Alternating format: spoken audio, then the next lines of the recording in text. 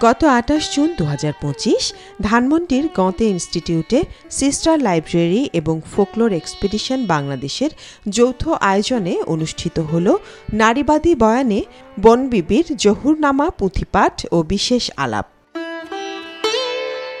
সুন্দরবনের প্রতীক বনবিবি এই পার্সনিফিকেশনের মধ্য দিয়েই নারী, জল ও জমির অধিকার এবং মানুষের সঙ্গে প্রকৃতির সহাবস্থানের গল্প উঠে এসেছে এই পুঁথিতে। আপনার মনের তল থেকে উঠে এলো আশ্চর্য এক শক্তি, যেন বিশাল বনরাজি আপনার কানের মাঝে। ১৮৮০ সালে মুন্সি মোহাম্মদ খাতের রচিত সেই বনবিবির জহুরনামা পুঁথিটি নিয়েই ছিল মূল আলাপ, যেখানে সুদূর মরুর দেশের উত্তরসূরি বনবিবি হয়ে উঠলেন ১৮ ভাটির অতি আপনজন। জুডিথ বাটলার তার জেন্ডার ট্রাভেল গ্রন্থে বলেন, আয়োজনে গল্পকথক হিসেবে ছিলেন জাকিয়া তাবাসসুম শশী, নুসরাত জাহান ও উপমা অধিকারী। গাজীপুরের সঙ্গে মোলাকাত করতে হবে। মা বাবাকে বিদায় দিয়ে ভাই বোন রওনা হলেন মদিনা থেকে, যেখানে তারা অর্জন করলেন সুফি সাধনার তালিম। এটাই প্রথম এই বনবিবি জহুরনামার যে অনুষ্ঠানটি আজকে আপনারা দেখছেন, এটাই আমাদের প্রথম অফলাইন কাজ বলা যায়। মানে লেখালেখির কমফোর্ট জোনটা ছেড়ে আমরা বাইরে বেরিয়ে এসে আমাদের পাঠক এবং দর্শকদের সাথে সরাসরি একটা পারফরমেন্স আয়োজন করেছি। তো এখানে বনবিবি জহুরনামা যে পুঁথিটি সুন্দরবন অঞ্চলে পাঠ করা হয়, সেই পুঁথিটি আমরা একটু ভিন্নভাবে উপস্থাপন করেছি।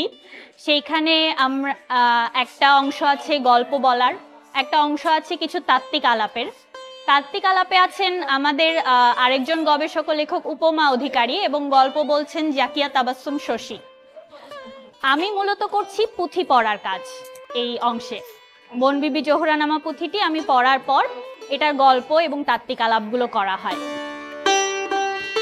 এই আয়োজনে ছিল দর্শক ও আয়োজকদের সাথে সরাসরি মতবিনিময় সেশন। কনসেপ্টটা আসলে অনেক ইন্টারেস্টিং। এই বনবিবির যে ব্যাপারটা, এটা তো আসলে একটা এজ ওল্ড স্টোরি, যেটা আমরা অনেক জায়গাতেই শুনেছি, বাট এটার একটা অন্য পার্সপেক্টিভ দেখাটা খুবই খুবই ইন্টারেস্টিং। সেই কারণে আসলে দেখতে আসা, এসে খুবই ভালো লেগেছে। বিকজ যেরকম ইউনিক মনে করেছিলাম, আসলে ইউনিক। এখানে তিনজন বেসিক্যালি তিন পার্সপেক্টিভ থেকে জিনিসপত্রগুলো বলছেন। একজন আসলে ওভারঅল পার্সপেক্টিভটা এক্সপ্লেইন করছেন, একজন স্টোরিটা বলছেন, আরেকজন হচ্ছে পুঁথিপাঠ করছেন। সো তিনটা পার্সপেক্টিভ খুবই সুন্দর।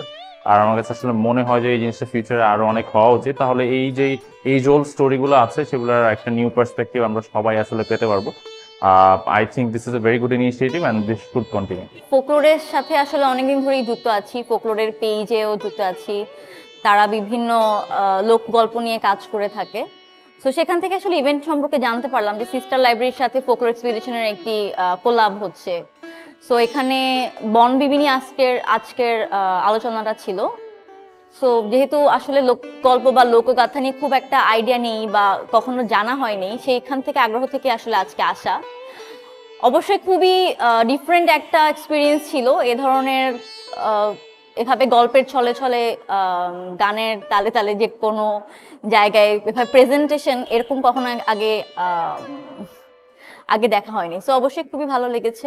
তুমি যদি ওলি আল্লাহর আসো এখানেতে, তবে কেন মানুষের খায় রাক্ষসেতে। সুন্দরবনের পরম পূজ্য বনবিবির পুঁথিকে ঘিরে অনবদ্য আয়োজন বেশ উপভোগ করেন উপস্থিত সকলেই। মাঠে